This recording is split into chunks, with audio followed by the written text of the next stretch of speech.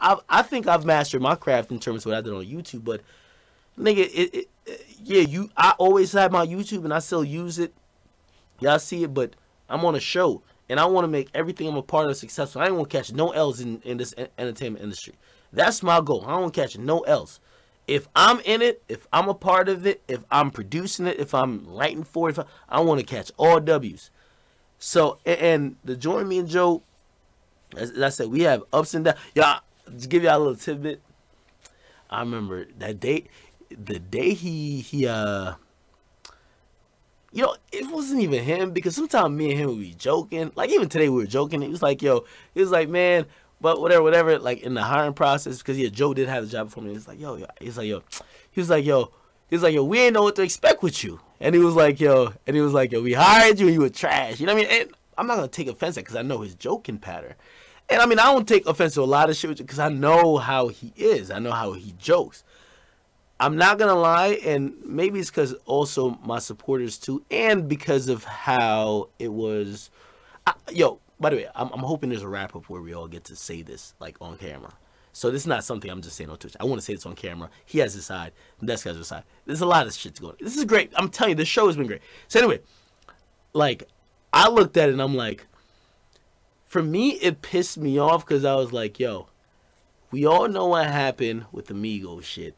You can't come back from LA and then get on a podcast or whatever and say, yo, Akademiks is pussy. Because that's not the case. So I was super mad at him because you know why?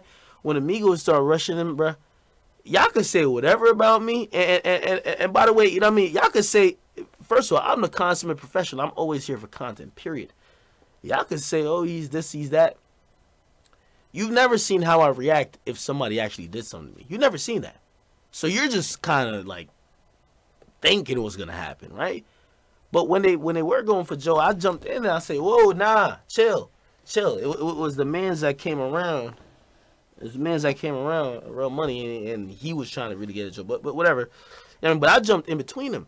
So I knew all that, you know what I mean? And regardless of, you know what I mean, at first they were fucking thinking that it was like my fucking actions with like, well, you didn't rap the interview, like Joe was ready to rap it, you didn't rap it. And by the way, and regardless of Joe, and Joe has mentioned this, and you know what I mean, I'm just honest about everything, you know what I mean, it's so much, it's, yo, my year has been great, regardless of whatever, like this morning when I did go on Everyday Struggle, I was talking to our producer, and I mean, and then Joe also joined the conversation, and honest talk, man, you know what I mean, because like, in certain moments, we were heated at each other about whatever. But at the end, we all looked at it like, yo, a lot of shit that we didn't like turned out to be a positive. Like, niggas don't even know. That Migos clip, there was a fight about that Migos clip. We were in a hotel in West Hollywood. We all stayed there. Me, Joe, our producer, Nadeska, our editors, and people who helped film it. And when that shit happened in the BT Awards, there was a conversation had. I was the last one to get called to the room, to our editor's room, and I went there. And I looked at it, whatever. It was like, yo, okay. It was like, this is what it is. That's when, again, you got to realize, and I'm gonna give you a real behind the scenes stuff, and there might be people complex watching, but these are stuff that's why we need a wrap up show that people can know. Anyway, but even beyond that, when we all in that room and we all kind of like watching it, I said, damn. Because I see what it is, and I'm looking at it. I said, yo, this, it looks like ridiculous in terms of funny. Because the part I saw, because that didn't cut, they were like, yo. I'm like, yo, blah, blah, blah, you left her bad and bullshit. It was like, what? And then it was that constant exchange. I was like, it does kind of make me look stupid because when I see the footage, you could hear Takeoff clearly. In the room, I can't hear Takeoff, period. We had no in-ears at that point. We just had mics. We didn't have, it was red carpet. Bruh, I'm sorry. You know what I mean? I'm pretty sure Complex probably learned their lesson. And I'm pretty sure for anything else, they will fucking have some shit to communicate to host. But anyway, I was looking at it and I was like, yeah, it's alright. But, you know, I had a little bit of reservation because they had cut out the part with, like, Homie intruding and, like, talking to Joe, and for me, I was like, because, you know what, and just on some truthful shit, I don't think everybody realized what happened before. Me and Joe was talking from early in the morning. Yeah, I know I'm not that stylish or whatever. I had no stylist out there. It was really just me or whatever. Joe went to the mall. Shit, I remember I was FaceTiming Joe because I had a couple of different outfit choices. And I was asking Joe, I said, yo, Joe, should I wear this and this? Blah, blah. And I remember him looking at me. He said, he's like, yo, you ain't bring no dress shoes? And I was like, no, I didn't think it was like that. You know what I mean? And he was like, oh, I got dress shoes and I got Balmains. And I said, wait, where were you at? He's like, yo, I'm at the mall. I'm getting dress socks. You feel me? And I'm like, what? But I'm like, whatever. So I'm like ironing it. Nigga, I was literally ironing a day off, right? But not only that, I was, he had told me, he was like, yo, you know what I just bumped into at the fucking mall? I bumped into like the QC niggas. Like I fucking picking out dress socks and like P came over talking about Yachty or whatever. So I'm like, what? I'm like, them niggas was trying to like pull up on you on the mall. Now on some regret, but they talked to him in the mall. I'm like, all right, whatever.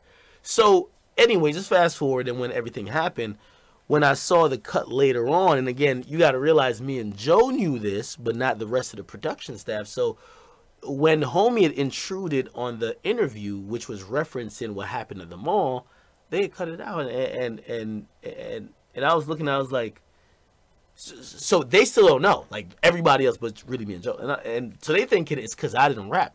So that's when I really got defensive on some shit like, yeah, y'all gonna put this footage out to make it seem like I was playing Takeoff. That's what caused the whole situation. No, they was trying to check Joe in some type of way.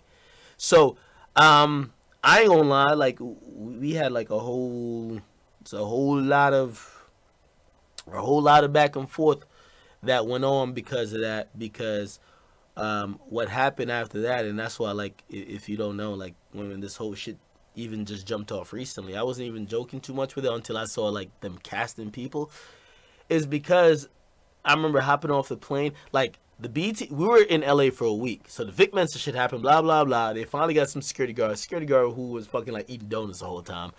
But I did appreciate him because Joe was so fucking arrogant. Joe told the security guard, yo, I'm a he said, yo, I'm a real nigga. He said, yo, make sure act is good, I'll be straight. So the guy is literally, everybody walking, he's just making sure I'm straight. Nigga, I ain't got no ego and no fucking real nigga pride like that. I'm like, nigga, yeah, just watch me. So while I'm dapping up with Post Malone, like, he's just watching me. I like that. I don't give a fuck. You know what I mean? So he's literally only watching me, even though he's supposed to be security for sure. Which, by the way, and this is, I'm gonna give credit to Complex. When we have had other situations, they have never hired one security ever, and also that security, they've never hired that caliber security again. You know what I mean? That nigga was fucking Snapchatting and shit like that. I didn't even give a fuck. I was like, that nigga was glad, so like, that nigga Akademiks like, all right, man, listen, man. Yo, I'm on a snap right now, BT red carpet, bro. Yo, this shit lit. You know, it's kind of like that. You know what I mean? They got ketchup stain on this shit. They don't give a fuck, bro. So, when everything happened, also they thinking that, you know what I mean, hey, something might happen to me, so they got me in a corner and shit. You know what I mean? That's why I'm the furthest from the Migos.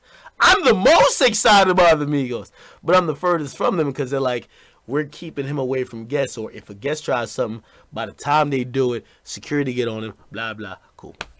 Nigga, I ain't got no ego to be like, nah, I'm gonna beat them up. Nah, that's Joe.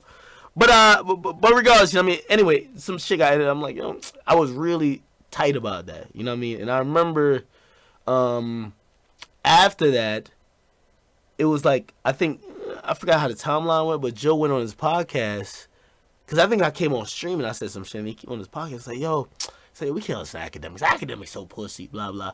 But now it's different when he like Joe says a lot of things jokingly, like on set, and you'll take it or just like fire back at him. But I don't know, it's just some way how he delivered it on the podcast. It didn't seem like jokes. And I think also how his co-host kind of took it too, right? So like you got all these blogs running, like if you search my name to this day, like on like news or like, I forgot what search it is, you'll see it like, oh, Joe Budden says his co-host is the most pussy nigga ever.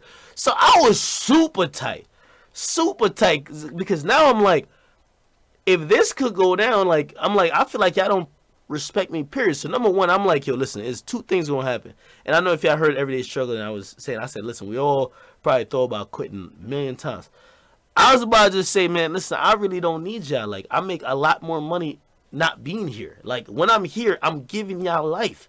And if y'all gonna just take me for granted or whatever, I could go back to do my YouTube shit. I was living a real comfortable life, and I was living real lavish. I didn't have to go nowhere in the morning. All I had to do was roll up